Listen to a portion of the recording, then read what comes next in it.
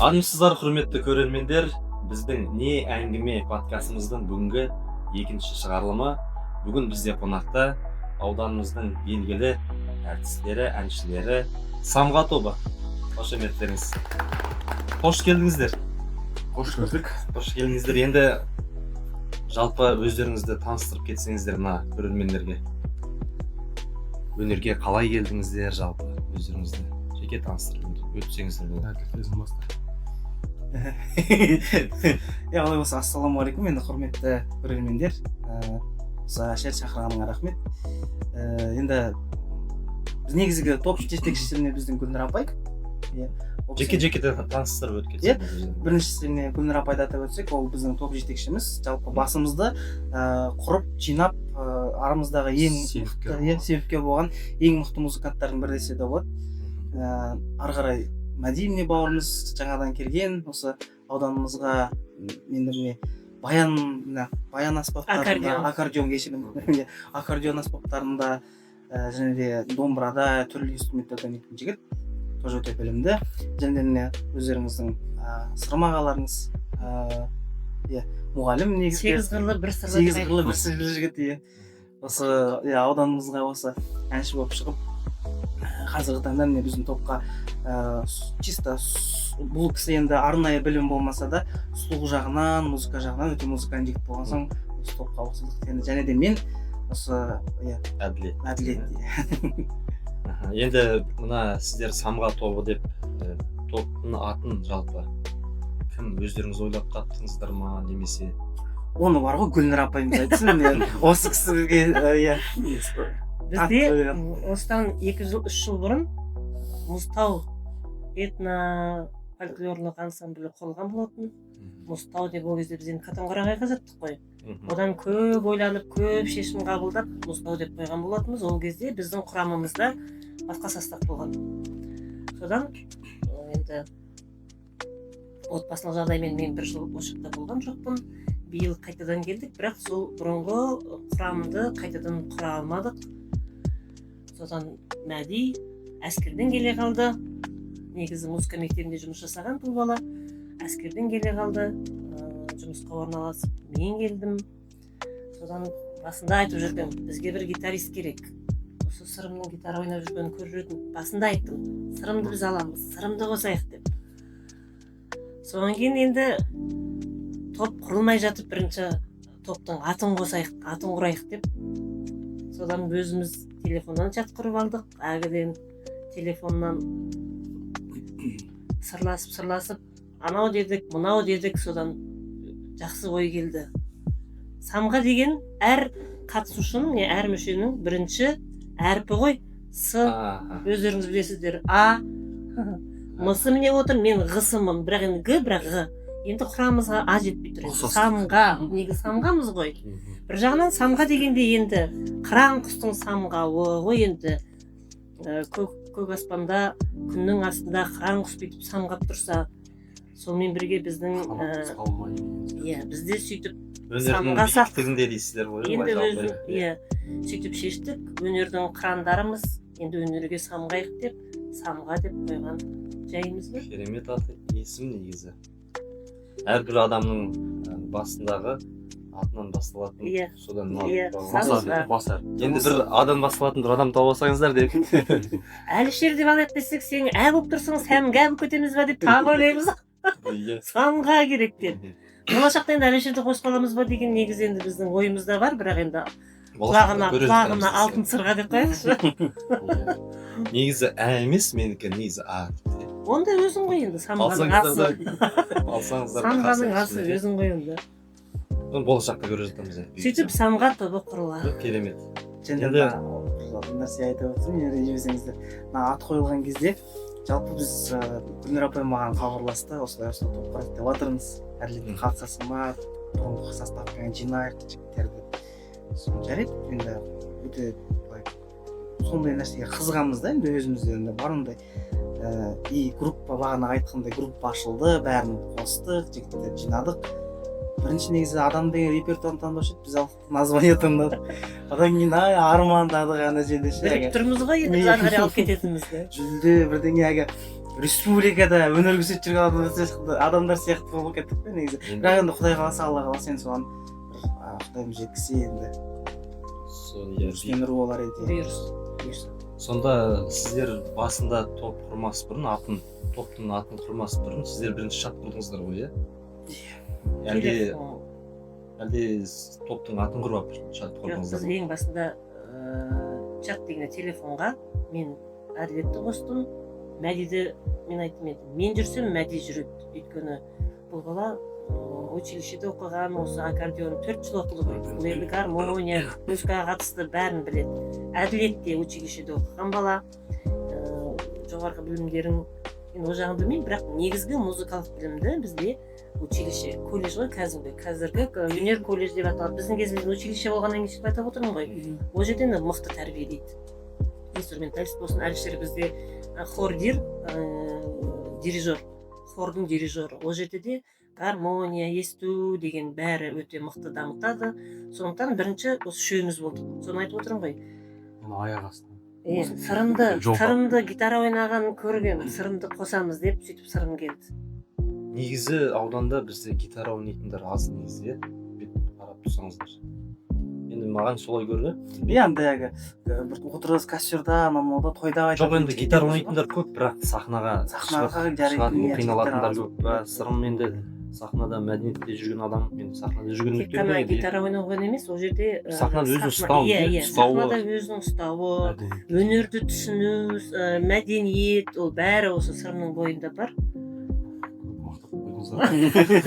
Рахмет. Енді жаңа Айтпай жүрек бетіне айтуға тура келді бүгін. Енді біз аспап туралы айтып жатырмыз ғой, енді кім қандай аспапта ойнайды, соны айта кетсеңіз. Менің өзімнен бастап өтейін, содан кейін әркім өзінікін айтып өтіңіздер. Мен өзім негізгі бітіргенім домбыра. Колледждан да домбыра бітірдім, университеттен де домбыра бітірдім. Мұғалімдерім өте мықты осы азаматтар болды. Одан кейін сасырнай аспабы, жетіген аспабы деген өзімнің қызығушылығым артып, сол аспаптарды не ойнап көрмеске деп өзімнің басшылықтарым қолдау білдіріп, оқуына жіберіп жатты. Сасырнай аспабын алып беріп, соны үйреніп алып, қазіргі аспаптарды ансамбльге қолданып жүрген жайымыз бар. Сіз ойнамайтын аспап жоқ қой деймін негізі. Жеті өнерде аз деген сізге айтылған сияқты ғой, деймін? Мәдидің аспабын жаңа айта кеттік, өзін толығырақ айта қой. Мәдидің дауысын естейік, сөйле. Кішкене сөзге шорқақталмын. Жоқ, қысылма, бұл подкаст негізі. Емін еркін шай ішіп, шоколадпен жеп, емін еркін сезініп. Болмаса мен құлағым айтасам, камераға. Мен өз негізі мамандығым аккордеон аспабы. Аккордеон аспабын 5-ші сыныптан бері. Музыкальный школада 5 жыл оқыдым. Музыкальный школадан кейін Шымкент қаласында колледжде оқып аккордеон аспабын бітірдім. Негізі мамандығым осы, ал былай домбыра, гитара, фортепиано аспаптарында ойнай беремін. Дополнительный инструментар, иә? Сіз бізде кімнен ойнайсыз? Менің негізгі аспабым енді хордерді бітірген соң бізде енді фортепиано негізгі аспабым. Енді фортепианоны жетіп меңгердім деп айтпай ақ қояйын, енді бірақ енді бір орташа, бір жақсы деңгейде ойнаймын деп ойлаймын енді өзім. Сол негізі колледжға түсер алдында осы фортепианоға өте қызыққан болатын. Мен барып бірінші сол аспапқа түспекші болған, бірақ бір-екі сабаққа барып, оғандан сол жердегі местный ол кісілерге барып сабақ алып едім, нотаны көріп шошып кетіп, содан хордерға түскен жайым бар. Негізі эстрадный вокалға барғам. Эстрадный вокал деген енді бізге өкінішке орай болмады. Біздің колледжде болған жоқ. Біздің колледжде болған жоқ. Өзің білесің ғой. Академ вокалға бардым, академ вокалда тоже кіріп келсем, мұғалімдер тұрып, деп, одан тоже шошыдым да. Содан біздің осы кураторым, және де өзім өмірдегі өнердегі ағам Рафат Бақытханұлы деген кісі өзі алғашқы шәкірті болдым сол кісінің. Әлі күнге дейін жақсы араласамыз. Жалпы Гүлнар апайымыз айтқандай, негізі колледж өте мықты основа береді. Ары қарай өзін дамытып алу өзіңе байланысты. Енді осы фанодан бөлек енді қазір қызығып жүрген аспаптар сол өзіміздің халықтың аспаптары, домбыра мысалға. Шаңқобыз үйреніп алды. Шаңқобыз енді былай одан кейін андай горловой пение соған қызығып жүрмін, енді өзім ақырын кішкене меңгеріп жүрмін. енді құдай қаласа оларды айтамыз.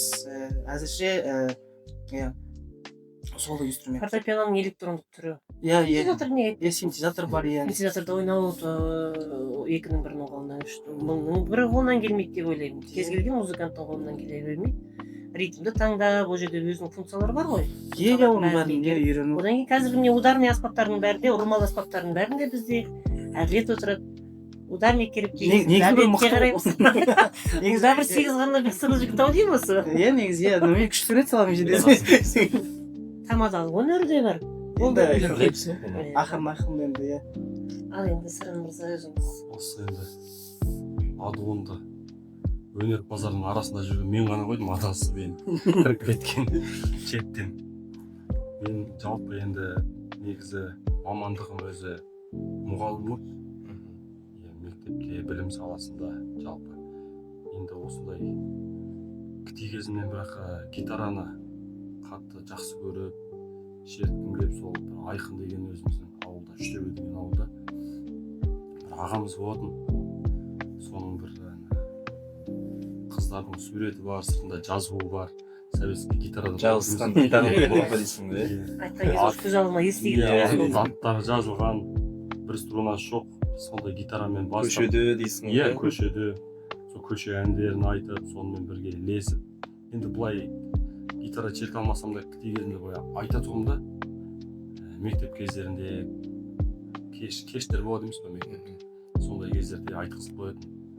Одан кейін ақырындап сол гитараны үйреніп, және 3 аккордтан бастап сөйтіп ары қарай енді осындай қазіргі өнерпаздардың арасында өнер көрсетіп жүрміз. Қуаныштымын, жалпы гитарамыз. Жалпы енді Сырым, сен жаңа айтып отырсың, адуынды өнерпаздардың арасында осылай келдім деп. Жалпы негізі қалай келдің бұл топқа? Жалпы мәдениет үйінде ән айтып жүресің, соны айтып берсең бір қызық болсын. Жалпы негізі енді осы білім саласында жүргеніме қазір 12 жыл болды. Білім саласында осыдан 2 жыл бұрын енді мәдениет үйінің ұйымдастыруымен Нарын шоу деген бір Нарын шоу, иә? 2 жыл емес пе? Нарын шоу 2 жылсыз, бірақ Нарын шоу деп істегенбіз ғой оны. Сол өзіміз де ұйымдастырғанбыз соны. Үйде мадақтама, сол грамота жатыр да, Нарын шоу деген соған. Сол Нарын шоуға қатысып, ең бірінші негізі жолымды ашқан деп айтамын ба қалай? Әділет Әділет досым, бұл жігіт маған енді хабарласып, енді жай ән айтып жүргенімді біледі ғой бұл. Содан көрейік, бірге дуэт болайық деп мәдениет үйінің әртістеріне сондай тапсырма берді. Бір мұғалім болсын, сырттан бір адамды алып келіп қатысуға. Сен оған қайтын өлең айтпағансың, оған сен ол былай Нарын шоудың Сырымда естігенбіз, негізі бұрын дуэт айтып жүретін, хор неше түрлі істеді. Иә, хордасың, сол кезде. Нарын шоудан кейін келіп тұрсың ғой сонда. Иә, бұл жеке сахнаға бізде жаңа Нарын шоу деп келіп отырмын деп айтып жатсың ғой. Нарын шоуда біздің мынандай бір несі болды. Бұрын 2 жұлдыз деген бағдарлама болды ғой. Жұлдыздар баяғы бір актерлармен деп содан біз өзімізше алған болатынбыз. Бір өнерге қатысы жоқ адамдармен жаңа мәдениет үйінің әртістері сол арқылы келгенсің ғой. Иә, сол әділет арқылы сөйтіп ең бірінші сөйтіп қатысып, әділеттің арқасында бірінші орын алып кеттік енді. Сен мақтап жүрген. Сіз де қатыстыңыз ғой оған. Қатыстыңыз. 2 орын алдыңыз ғой. Бірінші орын алдық. Бізге бір балл жетпей қалған, біз 2 орын алғанбыз. Бірақ мен де қатысып 3 орын алдым. Бәрі жеңімпаздар жиналып қалыпты ғой. Осы жердегі мықты әншілердің бәрі қатысқан, кім Раджандар және жалпы сол Нарын шоудашы жеребьевка тарттықшы, басында әртістер жиналып біз бұл кісілерден. Сол кезде Сырым ағам шықты маған, Сырым ағам о дедім сразу. Ол кісінен білем ғой возможно. Оңен екеуміз репетицияға келеміз. Шынында өтірік айтпасам, бір 3 күн қалған кезде бірақ таңдадық өлеңді. 2 күн қалған кезде ма, даже еще қатыспаймыз деп, әжеде Бақтыгүл апайымыз, ой, байбалаң сау ол кісі, қатысыңдар деп. Жоқ, осы жерде бір айтып кететін не бар ғой, сен кім әділеттің келіншегінің үлкен үлесі бар бізге. Жәнегі жоқ, шығуға, сахнаға шыққанда рөлдарды таңдап, жәнегі бізге қалай болады, қалай шығамыз, қалай кетеміз, қай жерде ән айтамыз деген. Актерскиймен алып кеттік негізі сол жерде. Актерскиймен. Иә, оны біз көрдік қой, жақсы. Иә, сахналық қойылым бір да кішігірім. Нарыншоуда бір қызықты жағдай болған, оны ешкім білмейді, менен басқа. Жансыз Мен- қой. Біз де білмейміз ғой сонда. Жоқ, Біз де білмейміз, ешкім білмейді, иә. В общем, мынандай жағдай болды.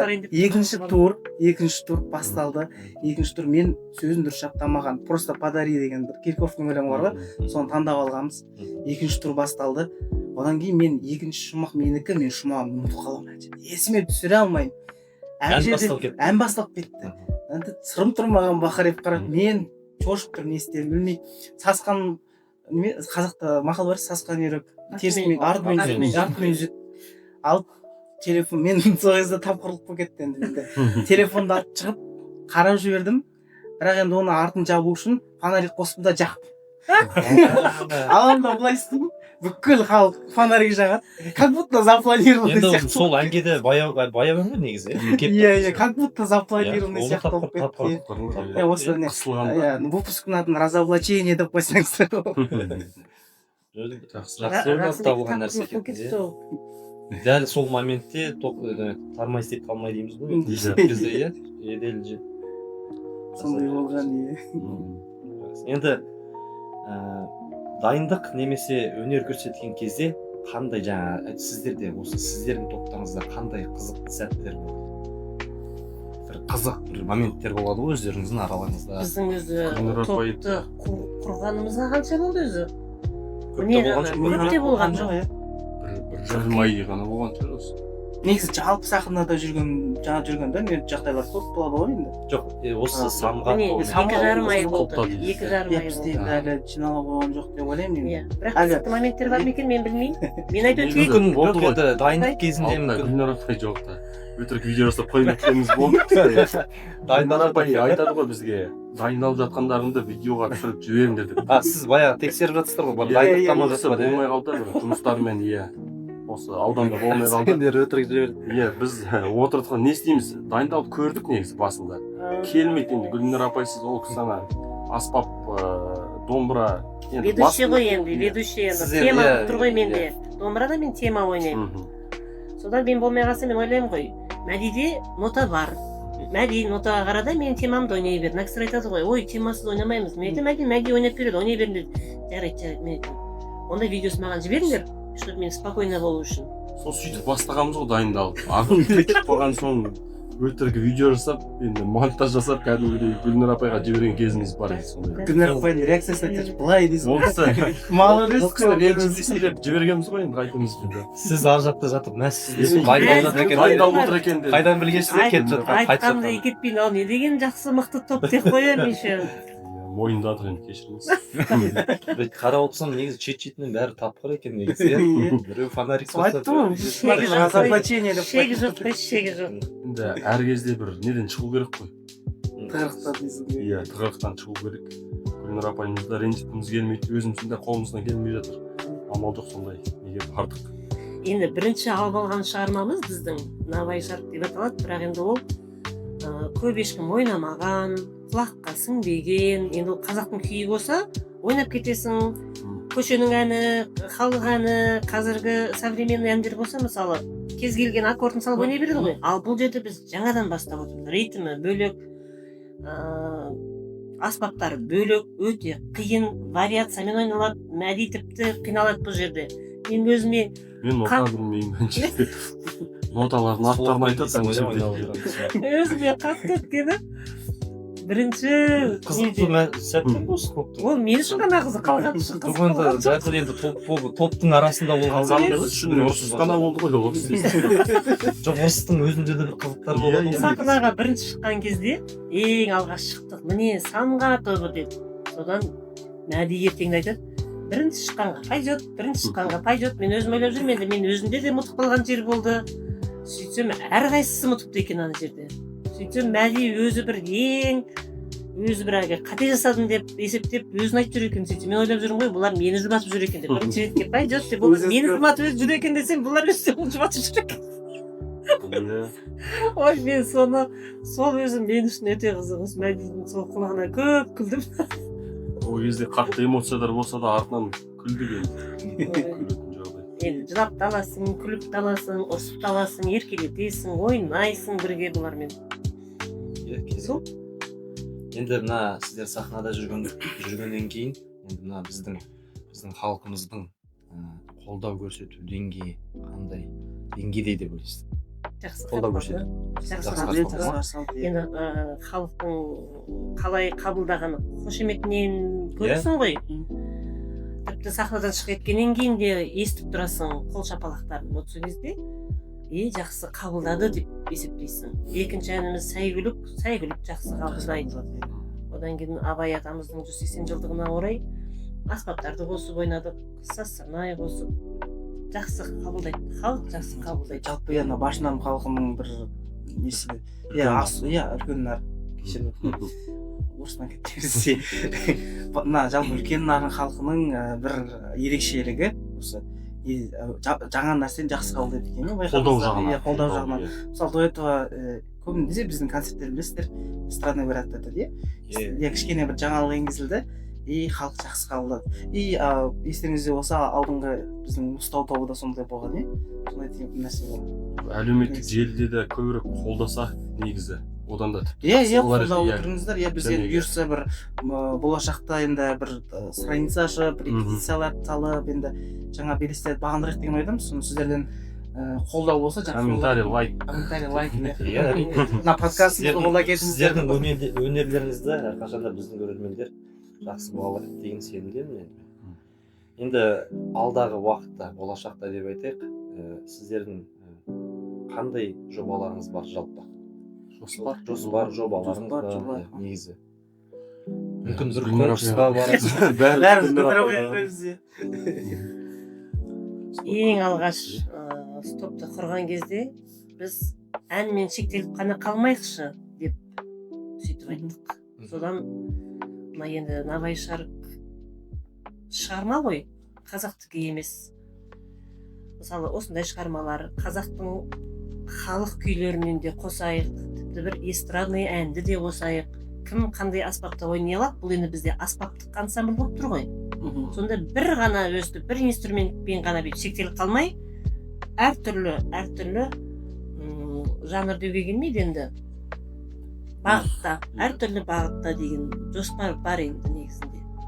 Халықтың шетелдік шығармалар, халық әндері, заманауи әндер, осы қазіргі аспаптарға үйлестіріп, аккордтарын тауып, аранжировкасын жасап, енді болашақта көріп жатырсыздар ғой. Ізденудеміз.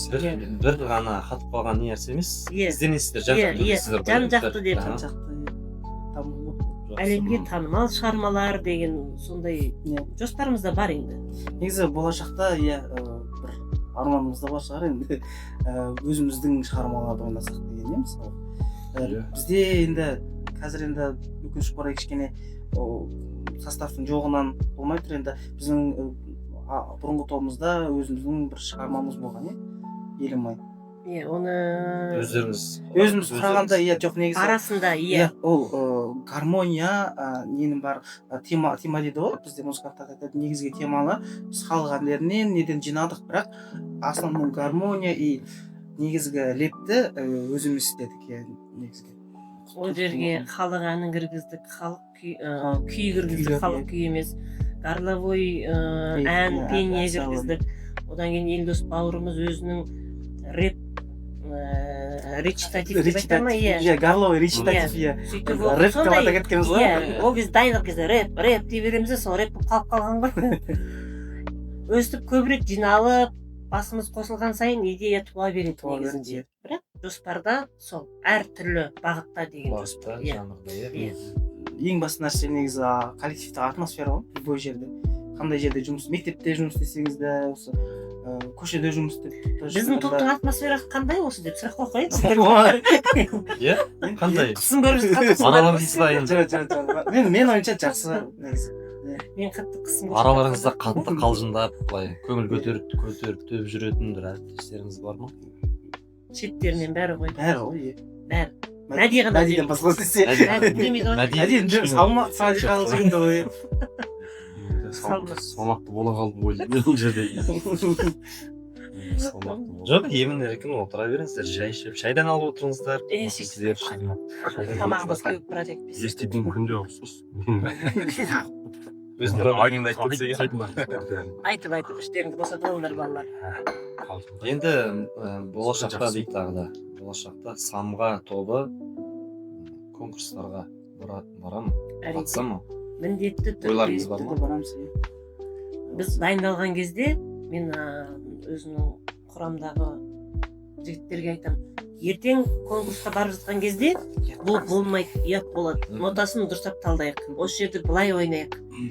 Бізде ар жақта бірағы ұйымдастырып бүйтіп айтып жатамыз ғой, ар жағында мен міндетті түрде ертең конкурсқа барғанда деген сөздің тіркесін міндетті түрде айтып өтемін. Ертең конкурсқа барған кезде бұл жер жарамай қалады, сондықтан қайтадан ойнаймыз, қайтадан. Бұл кісі енді сақ түйекке дейін барлық неге қарайды да, бір жерін қате ойнап кетсең болды. Ертең болды, осымен ұятқа қаламыз, қайтадан басынан бастап ойнаймыз. Бірақ профессионализм бар сол осы кісінің осындай енді жәнегі Қасиетінің арқасы. қасиеті дейміз ба, жәнегі қатты Қасиет қой енді. Мінез шығар. нағыз музыкантқа тән қасиет Рахмет. қаттылығы да жаңа керек та сөйтіп. енді музыкант өзін мысалы үшін әркім мамандық өзінің маманын білмей тұрса енді бір ұят шығар енді Иә. енді әрқайсыларыңыздың шығармашылыққа мотивация беретін нәрселеріңіз қандай шығармашылық Ол жеке шығармашылық па или осы жалпы осы топқа да жеке өздеріңізге де енді мысалы үшін бір Мотивацияны қайдан аласыз? қайдан аласыздар иә Мен табиғи. Менікі жоқ мүмкін сіз біреуге еліктеп менікі былай ғой, негізі мен өзім Тарбағатай ауданының тумасымын. Енді Тарбағатай тас лақтырсаң бәрі әнші, бәрі өнерлі. Тарбағатай деген жер енді өзім Ақжардамын, бірақ ол жерден өте өнерлі. Топырағынан деп айтады ғой енді, кімді қанын тамған жоқ қой. Сонан кейін менің қазақи әкемнің бүкіл туған туысы бәрі ешкім музыкант, бір бауыры ғана музыкант. Мұстафин Мырзабек Айтқазы ғой, бәрлеріңіз танысаңыздар, аға оқытушы университетте, қазіргі уақытта зейнетке шықты. Сол кісі ғана оқып музыкант болған, қалғандары оқымаған музыкант. Бірақ кез келген аспап, баян, гитара, домбыра. Енді сол кісілерге кішкентай кезімнен бастап енді қарап өстік қой. Баянды да мен қазір ойнаймын өзім, әндерімді сол кісілерге қарап еліктеп, олардан қалқалмайын деп. Гитараны да ойнаймын, олардан қалқалмайын деп. Енді міне қазіргі бір рух беретін қазіргі шығармаларда көп қой. Бүйтіп бұрынғы әндерге мен көп еліктемейтінмін. Балалар кішкентай кезде айтып жатады ғой, Роза Рымбаеваға еліктеп, анаған еліктеп, мен артист болғым келді деп. Жоқ, мен сол өзімнің аға апайларыма қарап ойнағым келіп ойнайтынмын. Қазір енді міне бір рух беретін бір нелер болса, осыдан бір ансамбль құрып жіберсек қой деп. Сондай қазақилық деп айтам ба, білмеймін енді қалай екен, бірақ өзім осы аспаптардан бүйтіп шығарғым келіп тұр. Ішімде қалып қалған нәрсе деп ойлаймын өзім. Жас кезімде шықпай қалдым екен, бала шағамды өсірем деп жүріп, отбасы, жұмыс деп екі ортада жүрдік та, енді бала шағам, мен бәрін айтам, бала шағам Құдайға тәуба, мектепте оқып жүр, өздері барып, өздері келетін жағдайға жетті. Енді мен өнерге бет бұрам, өнерге. Ол менің ішімде жатқан нәрсе деп ойлаймын, мінез шығып жатыр. Сонда ол жаңағы табиғаттан деген сол жаратылысынан ол менің бойыма сіңген, бірақ оны мен енді шығару керек болған. Шықпай жүрді осы уақытқа дейін, оқыдым, білім алдым, үйлі болдым, Құдайға шүкір, жұмысым, балаларды оқып жатырмын, бірақ ішімде өзі қалып қалған, осы өнер қалып қалған, осы өнер міне шығуға, осы үлкен нарынға жұмысқа осы жаққа келгелі, осы ішімдегі өнерім шығып жатыр. Енді ол мен сусындандырып, халықты өстіп, ансамбль құрып, ол дейін бір Құдайдың маған жазғаны шығар деп те ойлаймын. Ішімде осы уақытқа шейін текке сақталмаған да шығар ол қасиетім. Міне енді шығып жатыр. Сонда мен табиғаттан деген сол жаратылысынан сонда деп айтуға болады. Мен Гүлнұр апайға қарап шығамын. Жалпы енді мен қызығушылығым жәнегі қалай жиналамыз, дайындыққа жиналамыз, жәнегі неше түрлі инструменттар бәрі қосылып, енді менде де бәрібір тума енді бір қасиет болмаса, енді слух дейміз ғой, енді ондай болмаса, менде де мүмкін ондай қызығушылық болмаушы еді. Жәнегі осы Гүлнұр апай бар, Әділет бар, Мәди бар, олардың ойнағандарына қарап мен де қызығып ілесіп оларға мотивацияланып содан мотивация алып мен де үйренейінші қалмайыншы деп жәнегі музыканың өзінің бір қасиеті бар ғой адамды енді баурап алатын соған рас соған қарап қатты өзіме не аламын да сондай үйренгім келіп жандағы әріптестермен дейсің әріптестермен топтастарым дейді солардың керемет осы кісілер әділет сен дедің мен жаңа бағанадан бері ойлап отырмын демедім енді жалпы көп нәрсе сөздің шыны керек сен отбасы бөлек ол отбасына деген махаббат бөлек өнерге деген махаббатым шынымды айтсам бөлек мен әр махаббат былай бөлемін ғой әртүрлі ғой музыкаға деген жалпы ойлап қарап отырсам музыкаға деген менің махаббатымды ашқан мен ол наверное ағам бар енді Альберт деген ағам бар иә ол кісі енді осы ауданда тумасы тоже бірге енді дәл машиналарға дейін танымал болмаса да біздің өзіміздің Қызылдос, Катон, Қарай соған белгілі әнші жігіттердің бірі Самата өзі кішкентай кезінен бері мен ертіп жүретін жанында өнерге деген баурап неткен баураған сол кісі болатын иә одан кейін колледжға түстім былай қарасаң колледжден мен шабытты неден алыппын эстрадный емес вокальный өлеңдерден алыппын өйткені той мысалы мен той саласында жүргеннен кейін тойдың өлеңдерін тойдың әндерін айтып жүрдім содан шабыт алатынмын потом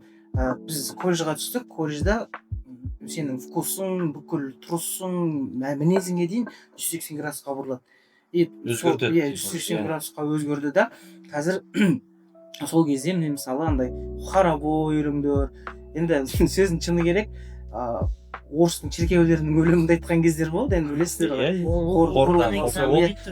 ол өнерге жатқандықтан мүмкін оған неге мен өз басымда ұқпайды ғой неге мен қазақ мен мұсылман мен неге орыстың слава бога деген өлеңін айтамын деген сияқты мәселе тұратын менде мен басында айтпай тұрмын ерегесіп потом біраз уақыт өткеннен кейін когда вот бізде хорларды мысалы хоровое отделениеде қалай жігіттерді бөлек жинайды қыздарды бөлек жинайды дауысқа бөледі мысалы тенорлар бөлек жиналады бастар бөлек жиналады иә әшір біледі ол кезде сен өзіңнің партияңды ғана тыңдайсың да и ұқпайсың немене айтып отырған и мен ұқпай тұрмын басында мен 2 жыл демей ақ қояйын жарты жыл мен ұқпай жүрдім неме айтып отырмын мен вообще мен неге слава бога деп отырмын мен неге біреудің құдайдың нақыштап отырмын одан кейін когда вот бүкіл хор жиналып гармонияны естіген кезде денең дір ете түсті содан бастап мен хорға деген қызығушылығым өте артты және де бір кереметі осы хор отделениясында оқығанымда өзім көп нәрсе аштым мысалы қазақтың қуырмаш деген детский әні қуырмаш соның хоровой өңдеуін естісеңіздер болады ютубтан ашып қарасаңыздар да болады сіздерде для интереса кругозорда расширить етіп көріңіздер өте қандай керемет кішкентай детский мелодияның қандай мықты мелодиясы деген және де колледжден нетті қазір мысалы менің бағытым тағы да 180 градусқа ауысты мен қазір жұмыс істеп жүрмін осы машиналарында қазір менің бағытым мен ойлаймын мен осы шабыт алатын нәрсем именно осы қазақ деген сөзге жалпы қатты нетем рухтанамын мен қазақпын деп мақтанамын деп айта аламын өйткені ол именно осы түсінік менде пайда болған себепкер болған біздің осы эстрада жүрген топтар алатау серілер топтары мысалы олар рух беретін өлеңдерін тыңдаймын мысалы тұран ансамблі иә инструменталь этно ансамбльдер бар неше түрлі хассақ деген бар мысалы міне иә білмейтіндеріңіз болса тоже қарасаңыздар болады қызық ретінде өте былай ата бабаң есіңе түсетіндей произведениялар ғой және де мен иә музыкальный вкусым өте біртүрлі десе де болады енді біреуге біртүрлі шығар алдында мен бауырым ана ВКонтактеда плейлистін көресіз соны ашып қарап байдат сен братан неме әлем басқа ма деген сияқты иә әлем басқа ма неме тыңдайсың сен ана киноның нелерін тыңдайсың ғой дейді кинода саундтрек дейді ғой киноның фонында ойнап тұрады ғой дүңгіс деп солар тыңдаймын ғой жалпы содан шабыт аламын шабыт алып қана жатпайды өзін дамыту деп аталады дамыту ол естіп жатып ол гармонияны әділеттің осы дауыстарға бөлу, аспап болса да, дауыс болса да, музыкада енді аккорд болса 4-5 дыбыстарға дейін бөліне береді ғой. Әділет соларды ести алады. Ол сонда сенің оны жай ғана көріп, вкусыңның бөлек болғаны емес, өзіңді өзің әлі де үйретіп жатсың, әлі де дамытып жатсың. Мен ол сөзіңіз Бірге жұмыс жасау керек деген сияқты ғой. Конечно, білгенім 9, білмегенім 99 ғой. Әлі солай. Мысалы мен өзім туралы сөйтіп айтамын. Әлі іздену үстіндеміз, әлі де үйренетініміз әлі көп. Бұйырса, иә, жұмыс Жүре жасаймыз. көре бересің деген бар. Сол сияқты. Мадидан сұрайық. Неден мотивациялады екен? Негізі қатты сөйлейді екен маған. Көп сөйлейді екен десе. ауыз жамады ма маған мен негізі кімге еліктегенсің дейді ғой. Мен атам баяншы болдым. Баянист болған мен атам. Мен атамнан кейін мен әкем музыкант тоже. Анам тоже әнші. Аза отбасың музыкальный дейсің ғой. Музыкалық отбасы. Отбасымыз. Мен сол әкем мен анамның мотивацияларымен өзімнен балам давай Мади деп е. биіктерден көріне бер деп. Мәдидің отбасы расымен де өте музыкант адамдар ғой деймін. Өйткені Мәдидің ағасының 2 қызы ие. Екеуі де менде оқыды, біреуі домбырада, біреуі жетігенде домбырада оқитын балынып. Қайтадан Шымкентке көшіп кеткеннен кейін көп видеоларын жіберіп тұрды. Шетелге де шығып, орындар алып жүрді е. Турцияға барып келіп жүрді. Тағандай мамасы телефон арқылы маған рахмет деп. Екінші қыз жетігенде ойнап жүрді. Жақсы ойнады, жақсы меңгерді. Ол жаңа фортепианода ойнап жүрген. Фортепианоға барып, одан жетігенге келді. Сонда племенницалар дейді ғой, солардың өздері музыкаға жақын. Сонда бүкіл отбасы, үрім бұтағы деген сөз ғой, музыкаға бейім адам. Тұқым болып тұр ғой жалпы. жалпы иә Музыкамен тұқым болса жақсы енді. Біздің дайындағанда сіздерге бір ойынымыз бар, кішігірім соны ойнап жүрсек. Мен сұрақ қоямын. Сол сұраққа сіз сол адамны көрсетіп отырасыздар. Алдында да Мен сұрақ қоямын, соған адам кім соған сай, соның атын көрсетесіздер. Дайынсыздар ғой, Өте оңай екен. Екі жағында қиын емес, иә. Екі жағында екі жағында адамның аты бар. Дайын бәрімдікі бар, иә? Олай болса. Кім таңертең ерте тұрады? Камераға көрсетсеңіздер. Таңертең кім ерте тұрады? Гүлнұр, Мади, Гүлнұр апай. Келесі екінші сұрағым, кім жиі кешігеді сіздерде? Осы дайындыққа кім жиі кешігеді? Бұл енді түсінікті. Әділет, сырым, әділет жалпы кешігеді екенсіз негізі, иә? Үшінші сұрағым, кім жиі ұрсады осы топта? Ойбай. Ирина классында дейсіздер. Иә, кім көп сылтау айтады? Бір шарт қояйықшы. Көтеріміз. Әділет дейді, әділет, сырым, әділет пен сырым көп сылтау айтады екен. Кім алыс тұрады? Осы сіздер кім алыс тұрады? Яғни мәдениет үйіне дайындалатын жерлеріңіз бар ғой? Мәдениет үйіне кім алыс тұрады? Гүлнұр апай, Мәди. Кім жақын тұрады? Мәдениет үйіне. бір атам жерде тұратын Сырым дейді, сырым, иә. Кім туындыны орындау кезінде қателіктер жасайды? Яғни көп қателік жасайды. Осы дайындалып жатқан кезде көп қателік жасайды.